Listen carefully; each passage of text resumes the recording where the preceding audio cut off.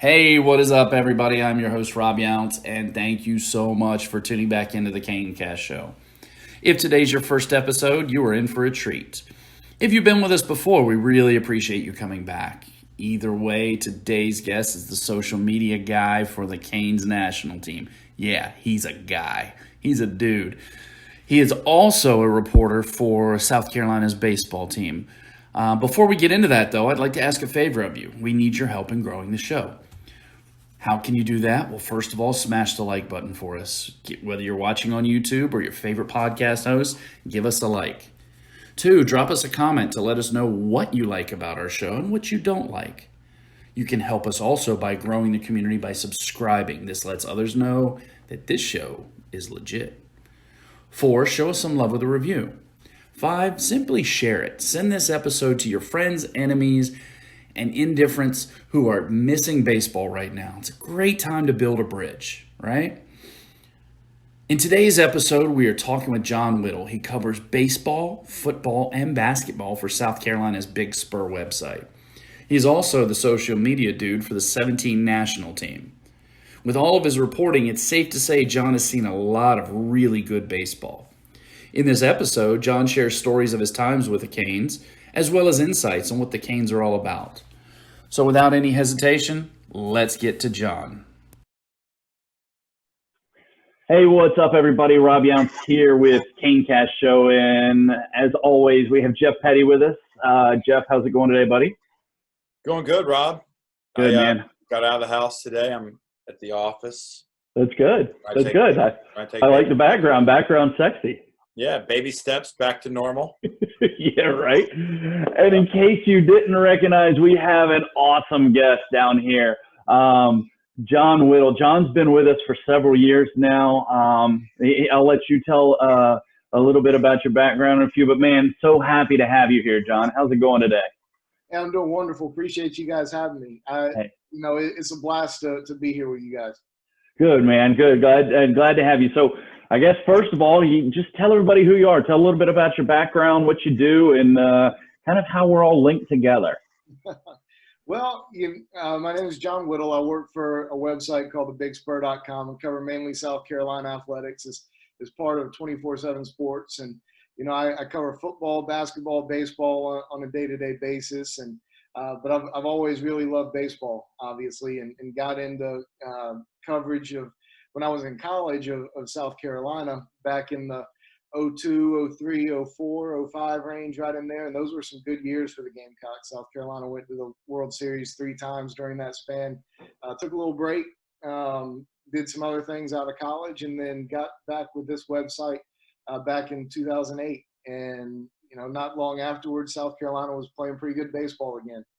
Back in the World Series and won it in 2010 and 11, and then back in the championship series in 12 and lost to Arizona. But so baseball is kind of where I made my name in this market. But do a lot of football and basketball stuff too, and got hooked up with the Canes.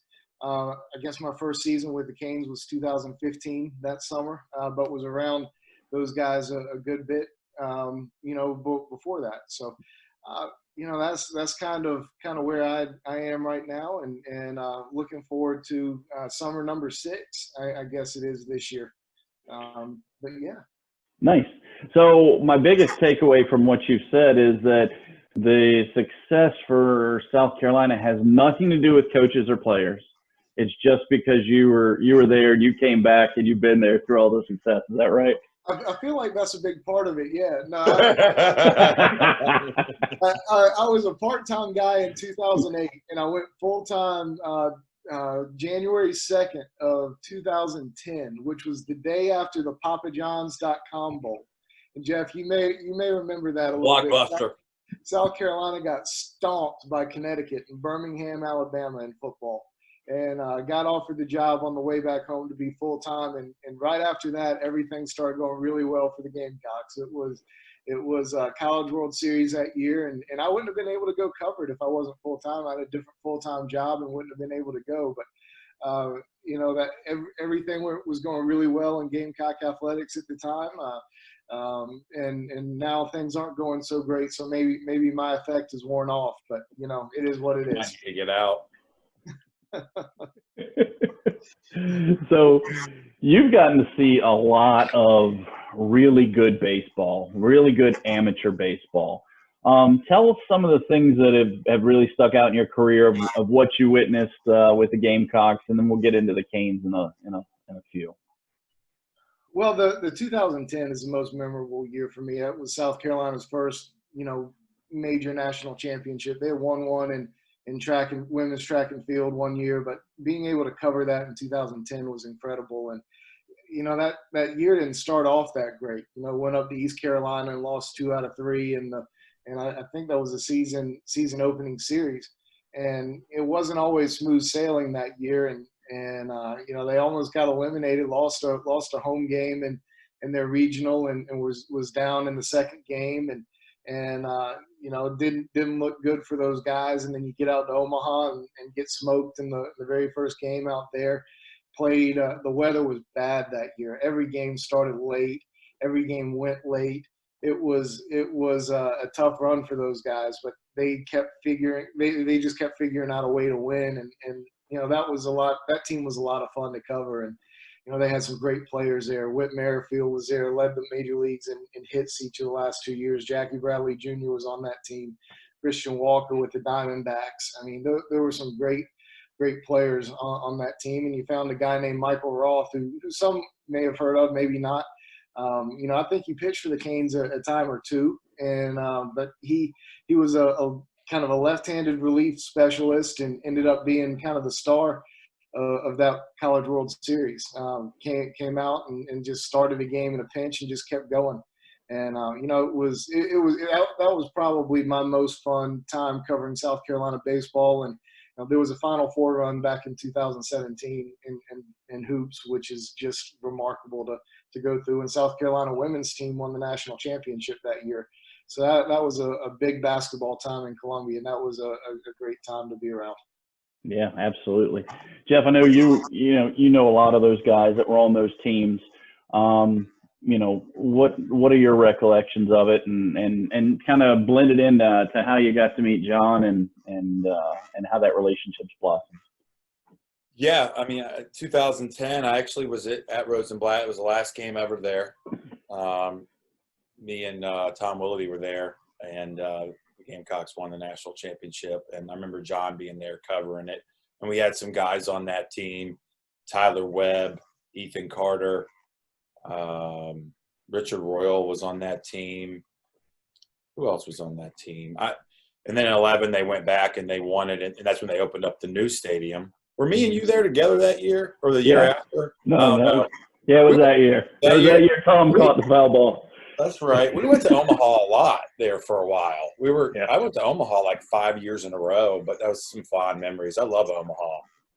Man. I think that's where I first met John, me personally. I know you knew him before then. We had breakfast at that John, what was that place that had the really good pancakes in Omaha?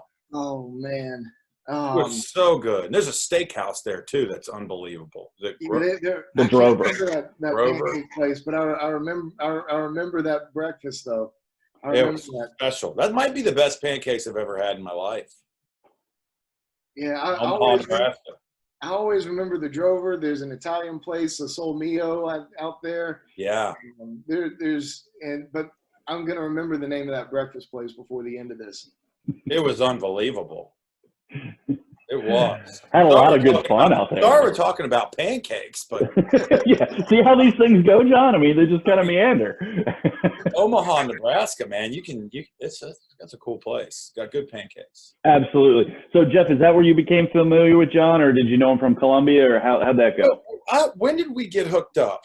Yeah, I remember the story very vividly. Tell it. You don't remember? Obviously, there's a lot of water under the bridge now, but yeah. Yeah, I like we talked about, I was covering South Carolina athletics, and baseball was a sport I was really getting into in my coverage, and started going around to the summer league tournaments a little bit and the showcase stuff, and I wrote a story about four South Carolina players from a different organization, and the next week I showed up to see the Canes play. and I was standing there with Chad Holbrook, who was the assistant coach at the time. And you went up to Chad, not knowing who I was, went up to Chad and said, where's your guy? Why are you out here paying attention to us? Like, you're with this other organization. You got guys writing stories about Ben. And Chad looked over and started laughing, started pointing at me. He's like, yeah, that's the guy right there. He's coming to write about you guys now. That's awesome. and that was probably the most sheepish look I've ever seen on your face before, Jeff. Was I busting your balls? Or? No, you didn't know who I was. You were kind of giving Chad a hard time a little bit. Okay, you were there. Unknown to me. Yeah, letting me cover somebody besides your team. So I was out there to see you guys, and we have some common interests, and we just kind of hit it off, and have been good friends from there. We really have hit it off since then, for sure. That's awesome. I had not heard that story. Oh, that's so I good. forgot about it. That's so great. That's what makes you such a good media guy, John. You have a phenomenal memory. I don't think John forgets anything. No, he doesn't. He doesn't forget names except for pancake places. Forgot the pancake place. So when did you? What was the story around you coming to work with us? Work with the Canes. Fill us in on that, John, since you probably remember it better than either Jeff or I do. Well, I just always remember joking around with Jeff saying, hey, whenever you want to give me a job, I'm ready. And he decided one summer, we wanted to kind of up our social media presence. And the job has really evolved from what we initially talked about. When I first started, it was doing some things similar to what I do for my website. I'm primarily a writer and reporter for my website. Take a few photos in a pinch here and there. And, I was going to write some stories for canesbaseball.net and post some stuff on Twitter and take some photos to kind of supplement it.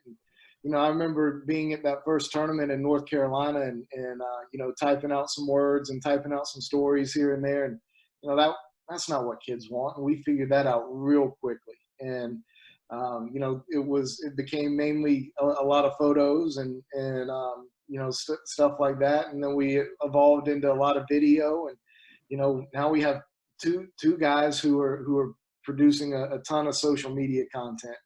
It was mainly the social media exposure, and I'll let Jeff chime in on that for sure, but it was mainly social media stuff that we wanted to do, but it really evolved the way we delivered it. Yeah, absolutely. Yeah, and I think it's been interesting to watch the overall, social media presence of the Canes. I mean, heck, now we have a show like this. Jeff, what were your thoughts, about bringing John on and how that would help us evolve as a team and a company? Yeah, well, John's a good guy. He loves baseball. There's common interests there, and he gets along with our staff. He's really likable. We like him. He also, another thing is that he wants to win. I know he's just social media.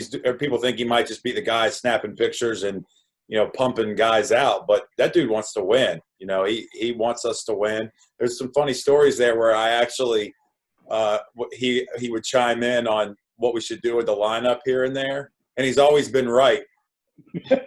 He's always like, I hope I'm not overstepping, but I really think so and so. He needs to get some at bats, and I'm like, I've been thinking that too. But anyways, I'm not trying to get off track. But that's awesome, though. That's great. Yeah, man. Like, he knows what he's doing. He's like, I really think so and so should throw today, or so and so should be out of the pen today. He's like an extension of our staff, but absolutely, we have a good time, man. But he has a really good feel for what the kids want, man. Like, and pumping stuff out is an important thing in today's world. I mean, like, we had 5 walk-offs last summer, dramatic. I think 3 of them in playoff games. I mean, he captures that stuff. It's on video. Like, it gets out. So a guy walks off. I think Eddie Park walked off on somebody. Was it in the first round or the second round last summer in Atlanta? I don't remember. It was dramatic as can be. Yeah. And by the time I'm walking to the next field for us to play, and I go to the bathroom and I'm sitting there on my phone, like trying to figure out some stuff to put our lineup together for the next game. It's already got like all these retweets. It's already out. Like, it's like, that's a big deal. You know, and if without John and Will and the things that they do, and there's no way, Rob, you know, you coach, like you're not Absolutely. pumping stuff out on social media. You're coaching baseball. Right. And the job that they do, and it's a big deal, and it is important to the kids. And you watch the college baseball, the way they've evolved in covering things let's say the last 10 years, how it's evolved. John's really in that, and I think we do the best job on social media. Well, it's John. I mean, what they've done, the capturing of it, it's phenomenal, and all the little graphics they do with the kids. And I mean, John can talk more about that, but they do these little media sessions and stuff where they get pictures of the kids, and so-and-so hits a double, and they've got these graphics loaded up. I mean, it's just an added thing, just another thing that we're doing that I think is cool. You know, Absolutely. It adds value. I guess it adds value to what we're doing. Well, and a couple of things you brought up there. You know, first of all, yeah, it definitely certainly adds value, and it helps. You know, when we're not in your dugout, it helps the rest of the organization feel like we're in your dugout. You know, Amen. Not just because it is social media, but because you have John doing it. You know, he captures the kids really well. He captures the game because he knows it. You know, he's been around it at a very high level, and I know I've gone up to your dugout once or twice and like, hey John, how's it going? He's like, oh, not good. Like, you know, just you can tell he has a sense of the dugout. Oh, it's like, oh man, it's great, everything's awesome. But he has the feeling, and I think that's a struggle at times to find the right guy that has that feel and that can pick up, you know, the emotion and the sense in the dugout, and that comes from, you know, John, again, being around high level baseball, but also being a very good reporter and a very good writer.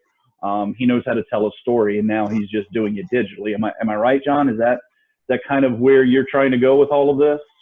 Yeah, for sure. I mean, like you said, I mean, this is kind of evolved a lot, and video is the way to go, and photos. And you know, one thing we talked about, I was going back through looking for some of those walk-off things, and you know, a few years ago, I would have the iPhone in my hand, you know, videoing in the big camera in one hand, trying to take photos, because you want all of it. You Right. want the dog pile photo, you want the dog pile video, and I'm over there trying to do both. And you know, Jeff brought in Will Chitty, who we mentioned, and you know, he's incredible with photos. So I'm able to concentrate on some video stuff and do some more things that way. And you know, we're doing graphics this year, so having a couple of us certainly helps expand what we're doing. But yeah, you're exactly right. I've always told stories in the written word, but you tell stories in video form and in photos as well. And you know, that's kind of one of the main things that I try to do. And you know, I've been given a platform, and Will Chitty too, to be able to do that by Jeff and the organization, and the kids have to buy in too. Like if the kids don't want to be around you, if they don't want to talk to you, if they don't want to be a part of it, then you're not going to get any kind of good content. And Right. you know, these kids have bought in, and they enjoy it, and I think they appreciate it. And it's been a lot of fun to be able to work with such a group of coaches and players and staff with the Canes, and that makes my job, you know, so much easier and more fun. Right. Yeah. And it, you know, each year is a little bit different, I'm sure. I know there's, you know, at least on the teams that I've coached, there's a different feel in the dugout, but there's typically 2 to 3 things that are kind of the same. What kind of observations do you have about Canes players in general? And I'm sure, even though you're covering for the Big Spur, you're covering South Carolina athletics, I'm sure you kind of keep, you know, an eye on some of the kids that end up going to other schools. Talk about that a little bit, and what you see in the Canes players. Yeah, most all these guys who come through this organization are just so open and honest and just easy to get along with. And like you said, you build relationships with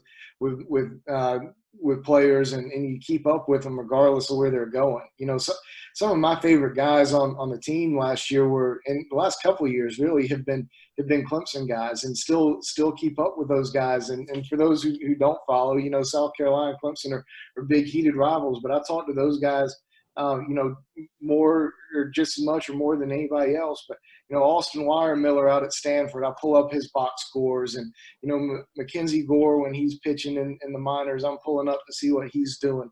The team last year had some guys who just made an incredible impact, or I guess 2 years ago, made an incredible impact this year as freshmen, at their respective teams. And it's fun to text Drew Compton, after he hits a grand slam or hits a home run, and I think it was his first collegiate at bat. And, yeah. You hear right back from him, and because you build that relationship. And Nolan Crisp, when he was down and at Florida, he was an early enrollee, and he had moved in a day or two before I went down there to cover a basketball game, and we went out and grabbed dinner beforehand. And it's great to keep up with all these guys. I saw Anthony Siegler's dad at Perfect Game Complex or out of Lake Point. It's not Perfect Game anymore, but out at Lake Point, and sat there and had a 15-minute conversation with him. Just the personalities and the relationships you build. I mean, that's the main thing that sticks out over all this. You remember some of the championships and a lot of the championships, but it's really kind of the relationships, I think, that you remember the most, or at least for me. Yeah. Now, Jeff and I talk about that all the time. Is this game is really about those relationships and developing them and keeping them going. We've had some guys on. I know you said you haven't watched many of the episodes on here, so I'm going to call you out there. We have like 8 or 9 of them out, 9 or 10 of them, I think.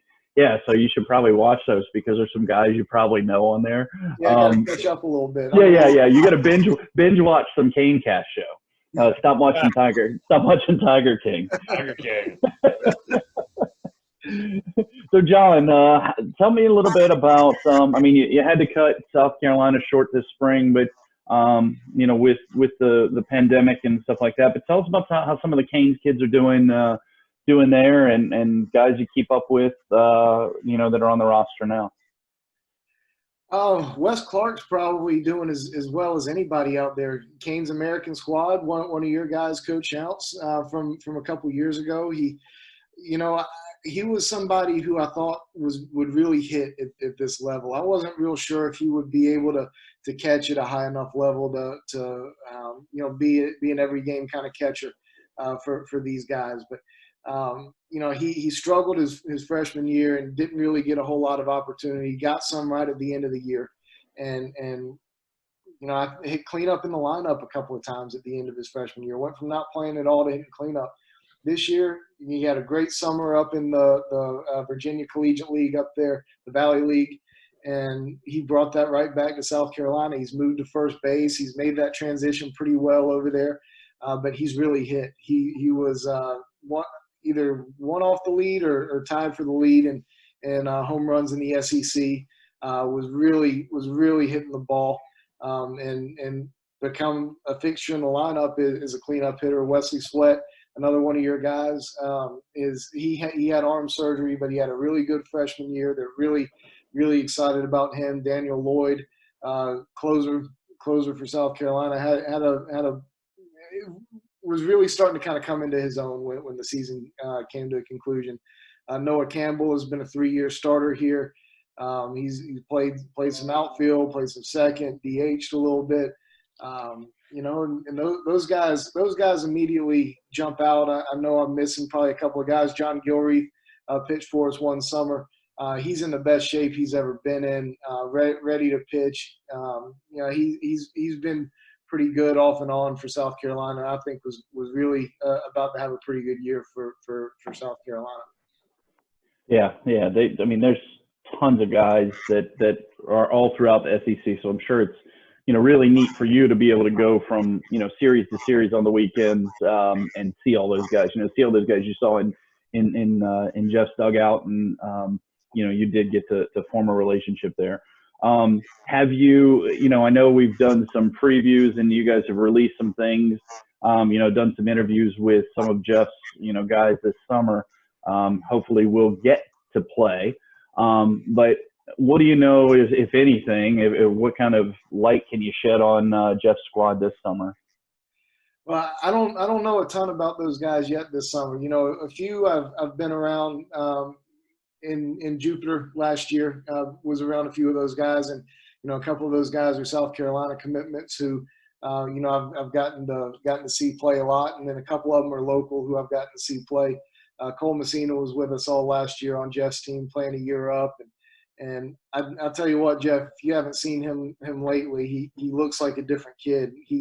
He looks like he's cut a lot of weight. He's gotten a lot stronger. He's worked really, really hard. And I think, we kind of make fun of him a little bit last year. He hit that home run one of those games out in Arizona, I think it was. And then at the end of the game, he had body cramps going on. That It was laying on the field that was the first game we had him. Yeah, it was the first game we had him, and everybody was loving him because he hit a home run. It was either his first at bat or second First at bat. at bat. Yeah, first at bat. That's what I thought. I got a funny story on him. Well, Yeah. not funny. I got a lot of Messina stories, but we'll get to it in a minute.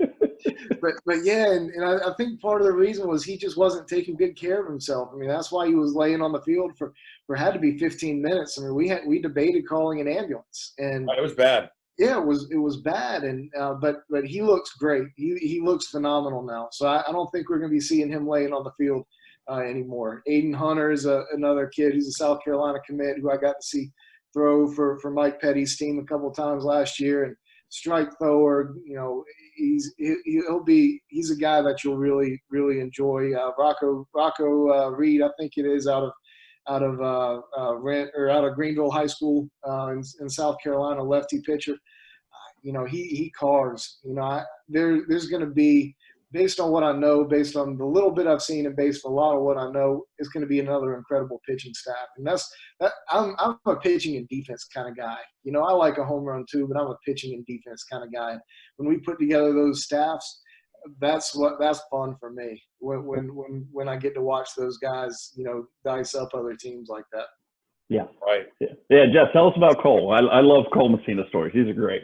Yeah, no, I love Cole. And if I'm guilty of anything, and I've mentioned this a lot, is I don't know the kids below us real well. I've mentioned that. And we were really, I came back from our first tournament last summer, and I'm like, man, we really offensively, I think we're going to struggle. It's just an evaluation that I had. I'm like, a pitching and defense on our team last summer, I'm like, we are going to be outstanding. But offensively, I feel like we're missing a middle-of-the-order type hitter. And I'm sitting there beating our heads against the wall. We're trying to recruit nationally.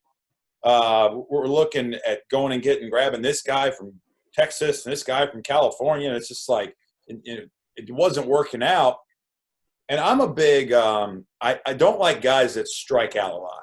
I mean, I know who does, right? But I'd rather have a guy in the middle of the order that doesn't punch out a lot and puts the ball in play. And I'm not really worried about home runs and such. I know a lot of guys want guys that drive the ball out of the ballpark in the middle of the order. But I went and looked at the stats from Mike's team.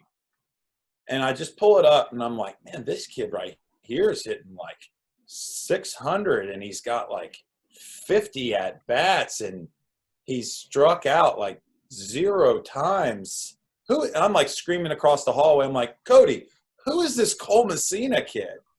And that's how we got him, because he had 0 strikeouts and however many at bats. And I invited him down to come with us on that trip to Florida, right, John? And it was just kind of a test run. Like we weren't going to keep him for the whole year because we lost all those guys to USA Baseball. So we needed him for that Florida trip. Well, he absolutely went off down there. And we roll into Atlanta, and all the guys come back from the USA stuff, and Cole's hitting in our 4-hole. He never came out of the lineup. We went to Alabama, went to Arizona, the fall. I mean, the kid, I know he's playing up a class, but we could never afford to take him out of the lineup. And all he was a fill-in guy because we lost all those USA guys. Kind of a cool story. I mean, I think. It is. And I think told Mike I was going to send him back. I'm like, I just need him for Florida. I'll send him back after Florida's over because I'm getting all the guys back from Atlanta. Well, then after Florida was over, I called up Mike and Cody. I'm like, I'm sorry to tell you guys, this kid's not coming back. Anyway. Mike, you need to go find somebody. Yeah, pretty much. But you know what? And that's a great story, Jeff, because if I'm a player that's listening to this, I think it's super, super important for players to hear that productivity matters. Having, it's nice to go, 1 for 4 and a home run and 3 strikeouts. At the end of the day, mom and dad are going to be patting you on the back. But overall, productivity, hitting baseballs hard consistently, putting the ball in play, hitting doubles. Balls are going to go out of the park, as you develop as a hitter and as you get bigger and stronger. But really being able to not swing and miss is a kind of a rare thing nowadays. So, that productivity is huge, and it's something that weighs very heavily in how you build lineups as well as me. So, Sure. I think our players need to hear that of how much that overall productivity matters. John, who are some of the? Yeah, I'll speak to that too. Like just watching it, not as a coach, but as somebody who is around a lot. Like if you walk too many guys, you're not going to pitch very much. If you strike out too much, you're not going to play very much. And that's been a theme ever since I've been around. And there have been some really talented, really highly thought of, highly ranked guys who have sat on the bench. I'm not going to call out any names of anybody, but there've been a lot of high profile guys who have sat on the bench because they haven't produced enough and haven't played the way that we want to play around here. And I think that's a testament to Jeff and everybody who works for the Canes and their staff, because if you're productive, you're going to keep playing. You're not going to be out there just because of your name.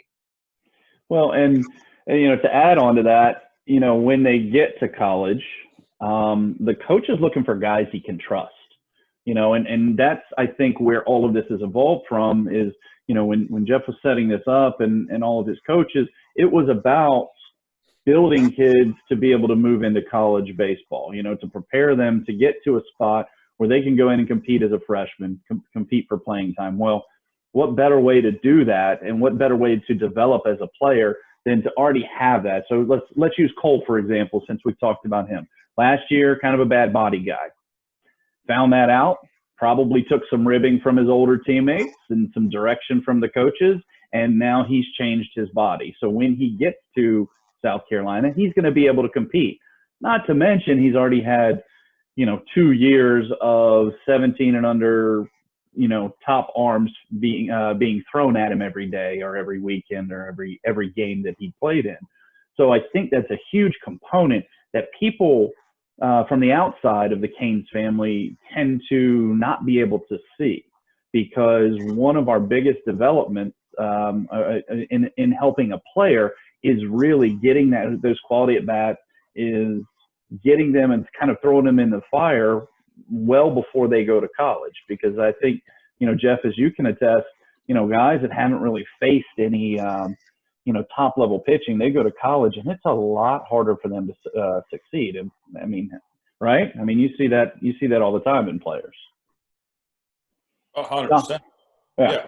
And John, you do too. Guys that don't challenge themselves during the summer and then they come onto campus. I mean, there are some guys that come in and succeed, but for the most part, being thrown in that fire pretty early, and that's kind of what fall baseball has evolved into for these teams now. Am I correct?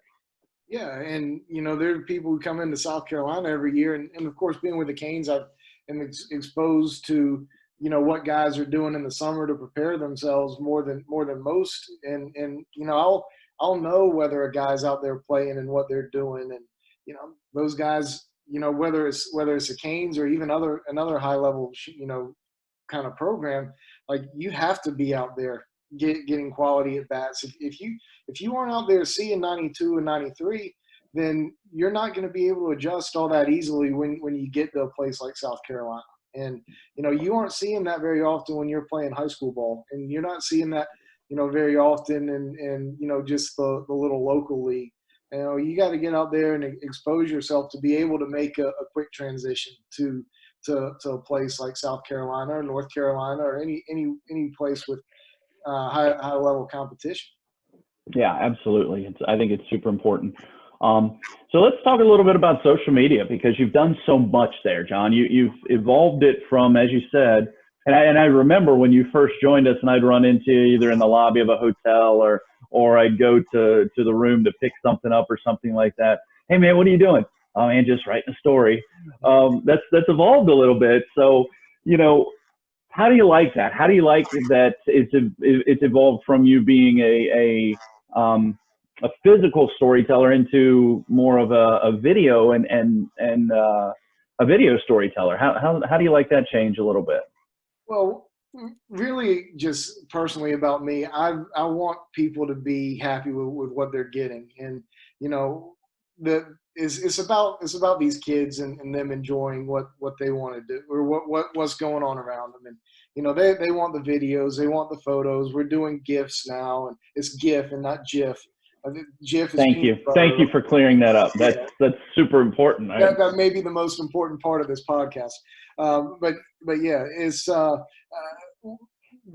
when the kids enjoy seeing what is out there, that makes me happy. So, the fact that it's evolved, I've had to learn a lot. I've never been the best video guy, and still am not anywhere close. But I've been able to do a few things that I think have been really enjoyable for those guys, and I think it helps promote the program and the organization. And I think that it's been a great evolution. And having Will around, who's phenomenal with the graphics and has taught me a few things. I think Will and I have made a pretty good team from a social media aspect, and it's been a lot of fun. And the social media part is the main part of my job, but I do some other stuff around there too, some ops kind of things that I really enjoy in terms of getting kids to and from the airport or taking them out to a meal after the game. That's a lot of fun for me too, because like we were talking about earlier, it's the relationships that we build, and that's a great time to do it away from the field. And room checks at night, that's something that we do that I think is important for these kids, because you're not going to have it in minor league ball, but I'll let Jeff speak to this. How many go from how many kids go from our organization straight into professional baseball? I think a higher percentage go into college ball, and you're going to have room checks, and you're going to have to adhere to curfews, and you're going to have to adhere to common rules in college. And when you're 16, 17, 18 years old traveling around with us, like we're responsible for you guys. And I think it's important for parents to understand that their kids aren't just running around gallivanting around in all these big cities that we travel to, that we take care of them and we're responsible for them. And that's something that I take some pride in as well, to keep kids happy but safe and out of trouble. Yeah. Right. Yeah, absolutely. And that's a big part of it, because I know, Jeff, I think this is a college prep and pro prep type of deal. I mean, it just is. It's our organization. That's what we do. People entrust us, advisors and parents and everybody entrusts us with their player. That's why it's neat to see on the inside, and how much people care, and how you surround yourself, Jeff, with just great people, even all the way to social media. I mean, having John, John is his customer, so to speak, his customer service that he's focusing on is the kids and those families, and making sure that they really get a sense of what it's like being in our organization. Right. No, John really cares. Again, I said he cares about what's going on. He's invested in what we're doing. And yeah, we have the American team and the national team we do together now. Mm-hmm. You have 50 kids on the road. We're responsible for 25 of them with no parents there. And they do need to, it's bigger than me. It's bigger than some kid that wants to make a bad decision on the road. Like, we don't have time for that crap. If you don't want to get to bed and get some rest and not be selfish and think about the whole program in itself, then it's not a fit for us. We've had some guys miss curfews and stuff like that. We'll slap them on the wrist, and then second time down the line, we'll just send them home. And we've done that, and it's John does care. And the fact that he's actually really invested in those room checks. And And he also, to the point to where a kid might not be in a room where they should be, and John will give a kid some rope. Like, I'm not going to tell Coach Petty or tell the coaches that you weren't in your room tonight, but you do it again, I'm gonna bring it to light. So isn't that true, John? Sometimes you give them some rope and stuff, but I think that we put the fear of God in guys, and if they don't want to follow the rules, then it's not going to work. Well, here's the thing: is these sometimes kids just don't understand that it's an issue. And you said you sent guys home before. We stood right there at Lake Point one day, and you booked a flight from your phone for a kid who missed curfew about 3 or 4 nights just that week. It was habitual for him, and he went to another school, went to college, and he didn't make it through his first semester. He didn't learn from you, and he had some of the same problems in college. And he not only did he not pitch, he didn't even make it to actual baseball season. So we don't make any kind of rules just to put rules on kids. We try to prepare them for what's next and what they're going to experience. So I think that's something important that we do that a lot of other teams aren't doing, a lot of organizations aren't doing, is we go a little bit above and beyond, and we have to take that responsibility too, because of the way we run things as well. So I think it's great. I think it's a great learning tool for these kids, and we certainly give them some rope. They're teenagers, but there comes a time where you have to understand that like you said, this is bigger than just you. It's a team thing, and if you're not doing what's best to help the team, then you're not going to be a part of the team. No doubt. Yeah, absolutely. So since you cover, multiple sports for Big Spur, you've obviously seen a lot on social media, and you run the social media for Jeff's team and the Canes baseball, in game and stuff like that. Tell these kids now, let's get into some social media do's and don'ts. What are some of the things you've seen on social media with some of either the commits or recruits or whatever, in any sport, that kind of have shot off red flags, and you'd tell them, hey, don't do that? There's so much there. Like is your personal Twitter account and your Instagram page and your Snapchat and any kind of social media platform, whether it's private or whether it's public, people are going to see it, and people have the ability to screenshot and download and all this stuff. You have to put yourself in a positive light. You have to put your teammates in a positive light. Like it's your platform for yourself, for your brand. Even at 16, 17 years old, like, you're starting to build a brand for yourself and build a name for yourself. And, you see it, unfortunately, too often. People are going back and searching for old tweets that you made, and, negative things that you've said. And it's kind of sad, to be honest, but it happens, and it's out there. You have to always be kind of on your toes with what you're saying. And I've texted some of our guys before, Canes guys. I've texted several folks, hey, you need to reevaluate that and probably take that down. But you need to be aware that what you're saying is a reflection of yourself, your team, your coaches, your family. Whether you have in your Twitter bio or not that these tweets are my own and doesn't reflect, yeah, it does. It does. And you really need to, whether you're on social media or whether you're giving an interview, you need to be positive and not look at the negative side of things. Be yourself. I mean, if you made a beautiful dinner and you want to take a picture of it and put it on Twitter, then go for it. Yeah, Logan Allen. Yeah, but that's great. Not everything has to be, my team is great, this, that, and the other.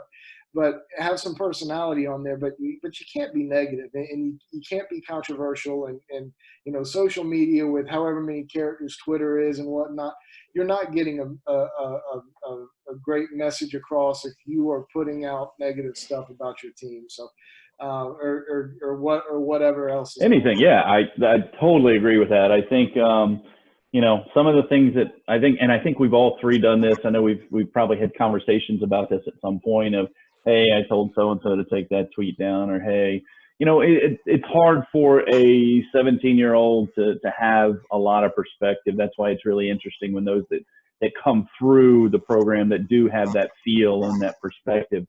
One thing I want to mention about that is this is the tweet that I text people about the most, that I tell them to take down. Every senior in high school posts sometime on their Twitter account, man, I can't wait to get out of this school, or I can't wait to get out of this town. No, don't say that. Those are the people who you've known the longest. Those are the people who have known you and who are always going to gravitate to you. That kid's from my hometown. Like, look at him in the major leagues now. You don't want to alienate those people. Those are the people that have helped raise you to get to where you are. And you never want to say, I can't wait to get away from here. I can't wait to get away from this school. That's the number one tweet that I text people and say, get rid of that. So if you're watching this, don't ever tweet that. That's a horrible thing to tweet, regardless of how you feel. Yeah, I agree. I think we've all felt something like that before, I'm sure. We've all typed out tweets and then just not sent them. That's always a good one. You can set up a group of friends and send it to a friend or something, but don't put it out in public. I agree with that. And frustration.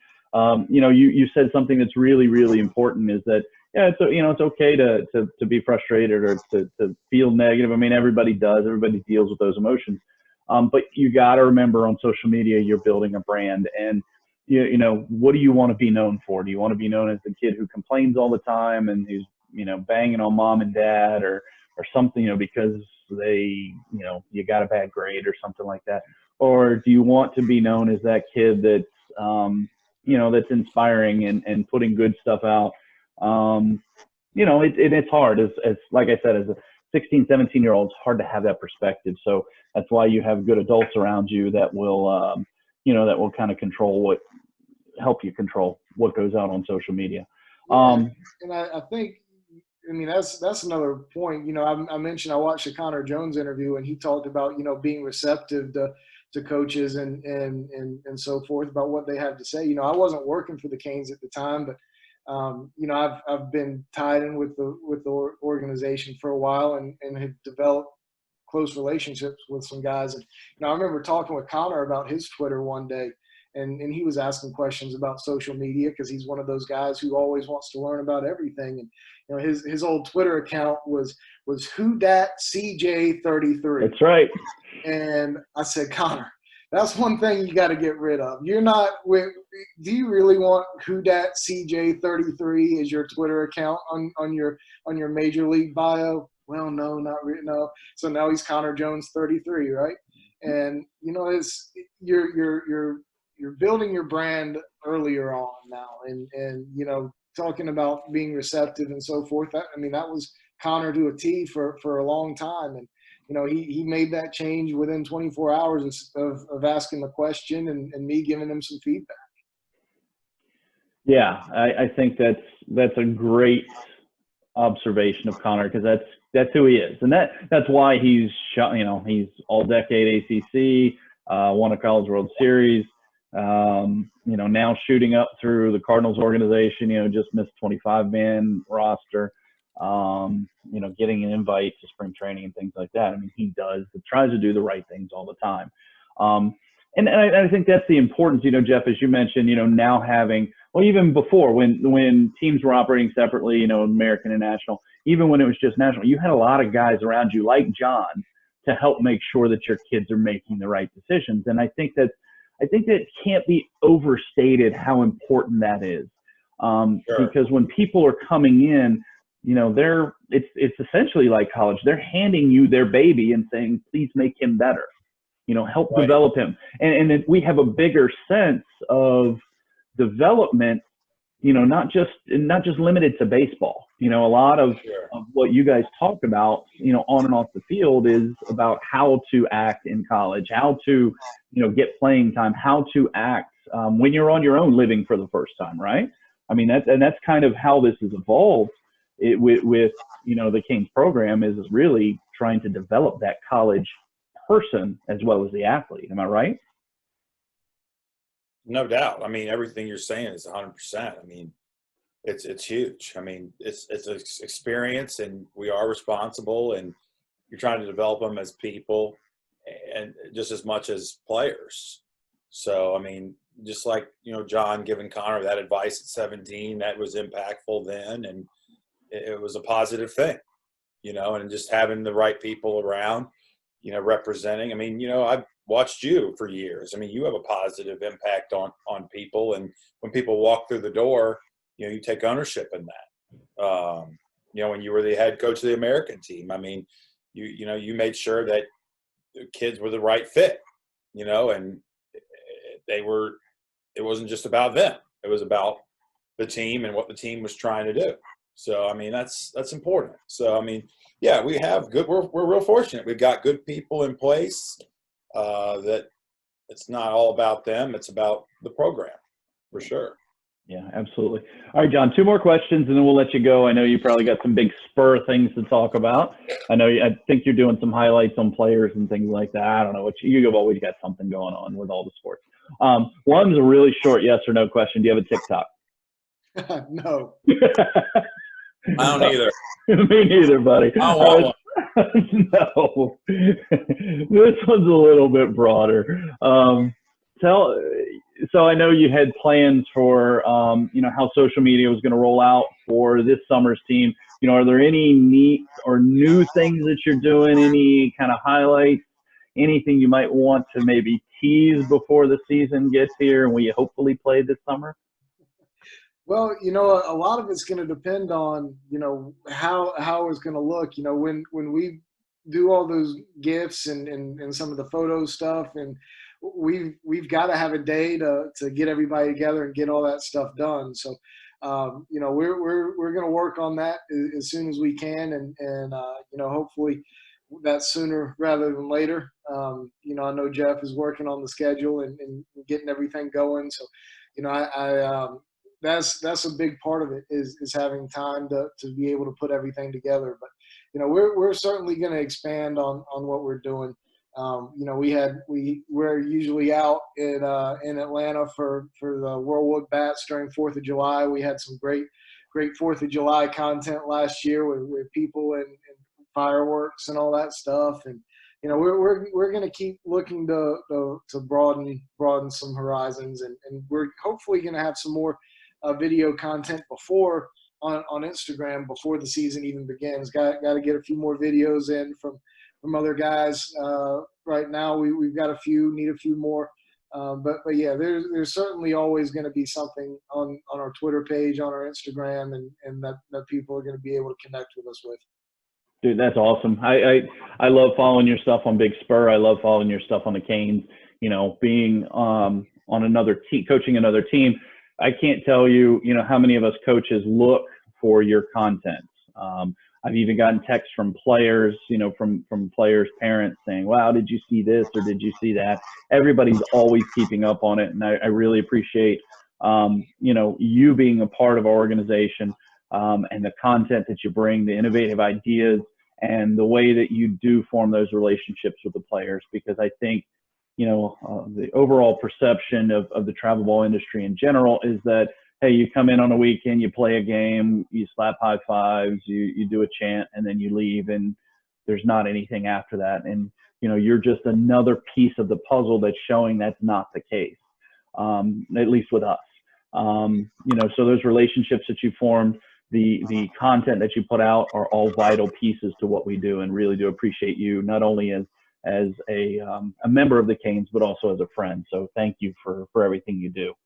Yeah, I appreciate that, and I have to thank Jeff for giving me the opportunity and the platform to be able to do it. And I've enjoyed being around his team and every team that I've been around over the course of the years, and been out there for some American games, and has gotten to meet a lot of different coaches and do some interviews with built some great relationships that are and with the players and the coaches that are going to last for a really long time. So I'm looking forward to year 6, and hopefully we can get it off the ground, pretty close to on time at least. And I know that we'll all have a blast when we get it done. But I appreciate you for doing this podcast. It's been a lot of fun, and I know that y'all are producing some great content with these big leaguers and coaches, and even a guy like me.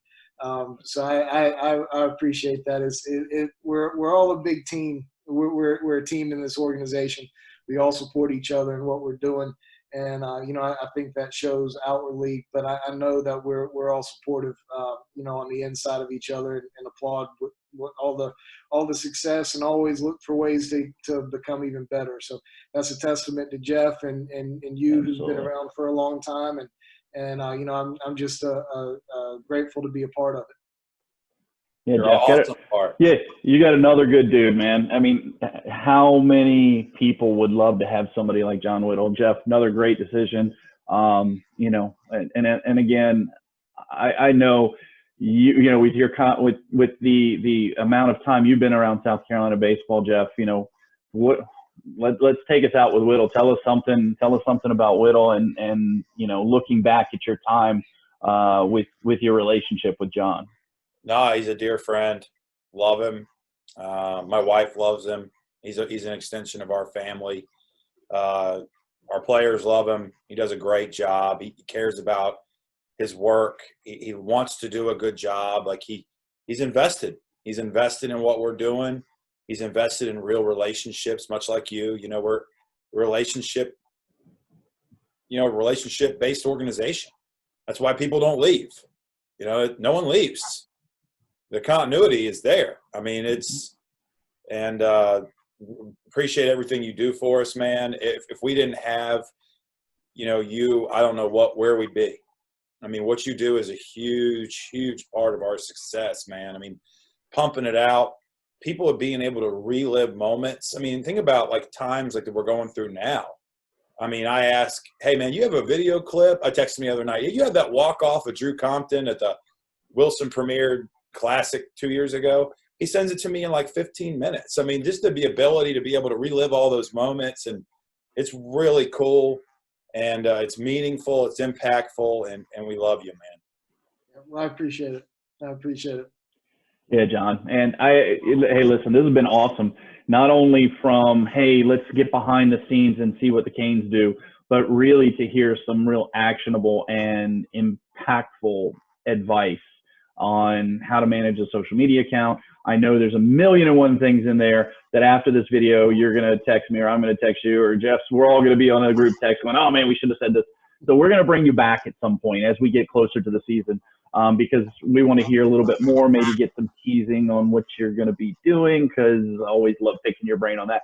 But you are an awesome and amazing piece of our Canes family, and really appreciate you coming out today and talking with us. This will be on all social media, so I'm sure you'll be able to find it. But thank you so much, John. Really do appreciate you and everything you do. Absolutely. I appreciate you guys. All right, pals. Have a great day. You guys take care. All right. Bye-bye. See you.